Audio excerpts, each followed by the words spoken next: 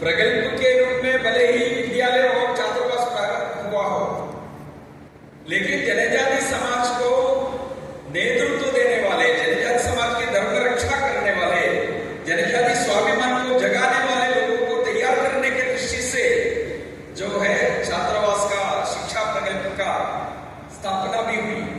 यानी बाला साहब जी के मन में प्रारंभ से लेकर के श्रद्धा जागरण का विषय था, और बाला साहब जी का जशपुर में जाने का हेतु भी जो है ये श्रद्धा के अभाव से लोग जो है वहां से धीरे धीरे धर्मांतरित हो रहा था, उसको मजबूत करने की दृष्टि से था। तो इसलिए श्रद्धा जागरण तब से लेकर के है, लेकिन उसको एक अखिल भारतीय स्वरूप जो है 1991 में पूज्य असीमानंद जी अंडमान से एक मुख्य भूमि में आने के बाद पूरे देश के अंदर में श्रद्धा जागरण को लेकर के एक अलग आयोग प्रारंभ किया। अलग अलग प्रकल्प चलाते हुए करने वाला श्रद्धा जागरण से नहीं चलेगा। जिस प्रकार की धर्मांतरण की जो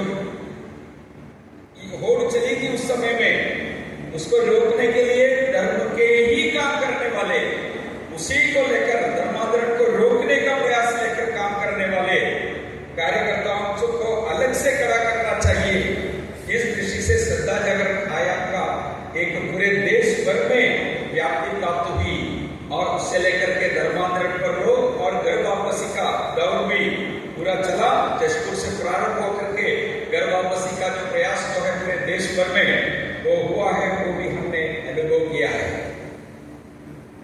हमारे संपर्क आयाम के माध्यम से गत कुछ वर्षों से 2004 या 2005 में संपर्क आयाम का कार्य प्रारंभ हुआ।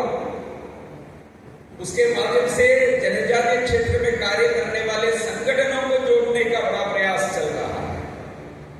वहां के सामाजिक संगठन हो, एनजीओ हो,